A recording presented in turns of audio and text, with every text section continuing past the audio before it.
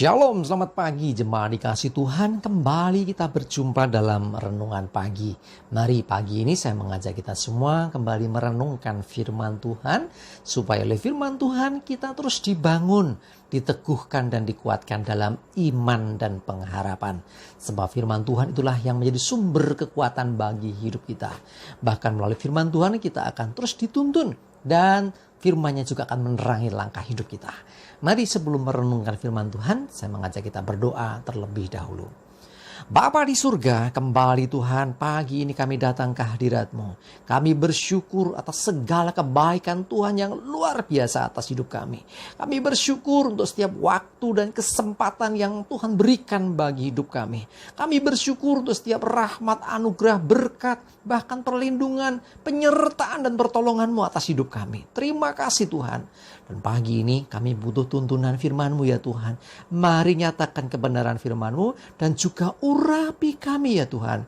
Sehingga kami bisa menangkap pesan-Mu, menangkap rema yang daripadamu ya Tuhan. Dan juga mengerjakannya dalam hidup kami.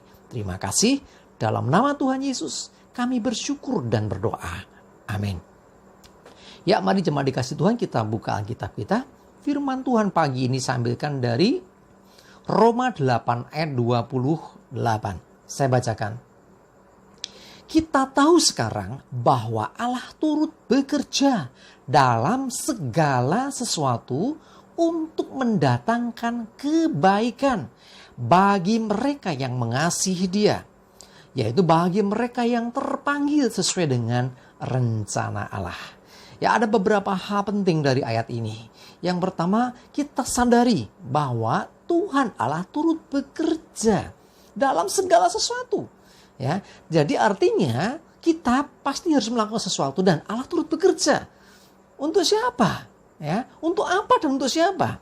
Ya, untuk apa? Untuk mendatangkan kebaikan. Bagi siapa? Bagi orang-orang yang mengasihi Tuhan. Kalau saudara dan saya adalah orang-orang yang mengasihi Tuhan, percayalah bahwa Allah turut bekerja bagi hidup kita untuk mendatangkan kebaikan. Nah, sekarang Tuhan menjelaskan lebih lagi. Orang-orang yang mengasihi Dia itu seperti apa? Yaitu orang-orang yang terpanggil sesuai dengan rencana Allah. Orang-orang yang mentaati, bahkan melakukan firman Allah. Orang-orang yang hidupnya dalam tuntunan firman Tuhan. Bagi mereka lah Tuhan turut bekerja untuk mendatangkan kebaikan. Jadi dengan kata lain bahwa sesungguhnya orang-orang yang mengasihi Tuhan atau orang-orang yang terpanggil sesuai dengan rencana Tuhan, hidupnya itu dalam penyertaannya. Bahkan Tuhan turut bekerja loh ya, luar biasa. Nah, perhatikan. Bagi mereka yang terpanggil sesuai dengan rencana Allah. Nah, di sini ada pemahaman lagi bahwa Tuhan sesungguhnya punya rencana atas kita, atas orang-orang, atas manusia. Nah, terlebih orang-orang percaya kepadanya. Tuhan punya rencana. Walaupun sesungguhnya manusia juga punya rancangan, punya rencana. Tuhan juga punya. Nah, sesungguhnya rancangan manusia dengan Tuhan itu jauh. Ya, tetapi ya, kalau kita mau mengikuti rencana Tuhan, itulah yang dinyatakan dalam ayat ini bahwa kita orang-orang yang mengasihi Dia. Coba lihat nih perbedaan antara rancangan kita dengan Tuhan. Yesaya 55 ayat 8 dan 9 saya bacakan. Sebab rancanganku bukanlah rancanganmu dan jalanmu bukanlah jalanku. Demikianlah firman Tuhan. Seperti tingginya langit dari bumi, demikianlah tingginya jalanku dari jalanmu dan rancanganku dari rancanganmu. Bayangkan jauh sekali langit dengan bumi.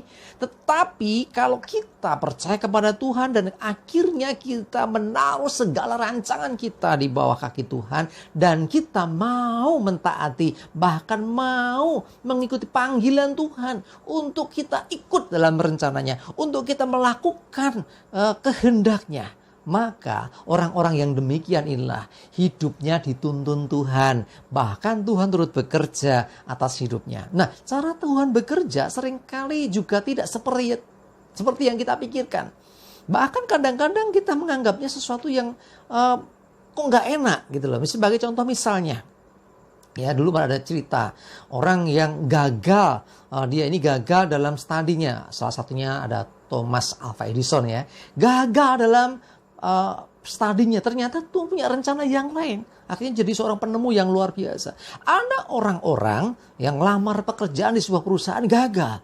Nah, kenapa Tuhan, aku sudah berdoa kok gagal? Seringkali yang terjadi bahwa kegagalan yang dialami itu bisa saja bagian rencana Tuhan. Karena Tuhan tidak mau kamu di situ. Tuhan mau engkau ke tempat yang lain. Bisa saja.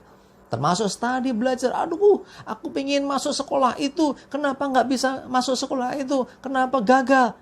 Bisa saja Tuhan punya rencana yang lain. Asalkan kita tetap hidup dalam rencananya. Tetap mengikuti panggilan Tuhan. Tetap mengasihi Tuhan. Maka Allah turut bekerja. Bahkan di balik kegagalan-kegagalan yang kita alami.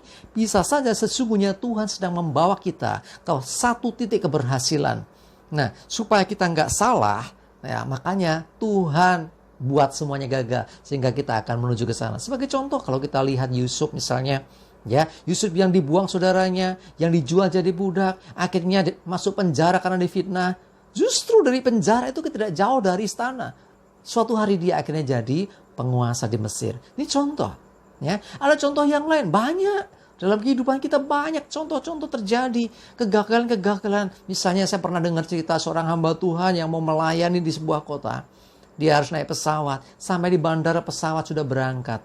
Wah, dia terlambat, dia marah. Dia sempat bingung. Tuhan, ini gimana pelayananku? Aku udah dijadwalkan harus segera terbang, ternyata gagal. Nggak lama kemudian terdengar kabar bahwa pesawat yang harusnya dia tumpangi itu lost contact. Jadi hilang dari radar dan akhirnya disadari terjadi kecelakaan, pesawatnya rusak, jatuh. Nah, Tuhan seringkali membuat kegagalan yang kita alami itu untuk membawa kita, untuk melindungi kita dari kegagalan yang lain, dari kehancuran. Karena dikatakan firman-Nya, Tuhan ingin mendatangkan kebaikan dari apa yang Dia buat. Karena itu, kalau saudara hari ini mengalami, kok aku gagal, kok aku sakit, kok aku mengalami kerugian, kok aku mengalami kesialan. Saya mau beritahu saudara, asalkan engkau tetap hidup mengikuti panggilan Tuhan, engkau tetap mengasihi Tuhan, maka Allah akan turut bekerja mendatangkan kebaikan bagi hidupmu. Jangan ragukan itu, percayalah Allah kita setia. Amin, kita berdoa. Bapa di surga, terima kasih, kami bersyukur. Sungguh kami percaya bahwa Engkau Tuhan Allah yang tidak pernah meninggalkan kami. Engkau Immanuel, bahkan lebih lagi Engkau bekerja, turut bekerja mendatangkan kebaikan bagi hidup kami. Oh Tuhan, kadang kami salah mengerti di balik segala hal yang kami lakukan. Seringkali kami mengalami mungkin kegagalan, mungkin mengalami situasi yang tidak baik. Tetapi kami percaya kalau kami tetap dalam rencana-Mu, kalau kami tetap mengasihi Engkau dan mengikuti panggilan-Mu, maka sesungguhnya Tuhan sendiri turut bekerja akan membawa kami kepada keberhasilan. Kami percaya Engkau ingin sesuatu yang baik buat anak-anak-Mu. Engkau inginkan sesuatu yang baik bagi kami ya Tuhan. Kami serahkan hidup kami, mohon pimpinan Tuhan senantiasa. Terima kasih Tuhan, hari ini pimpin kami, sertai kami, jauhkan celaka dan mara bahaya. Dan damai sejahtera dan berkat-Mu juga menyertai kami. Terima kasih dalam nama Tuhan Yesus. Kami bersyukur dan berdoa. Amin. Mari jemaat dikasih Tuhan, semangat terus, maju terus dalam iman dan pengharapan. Tuhan Yesus memberkati kita semua. Amin.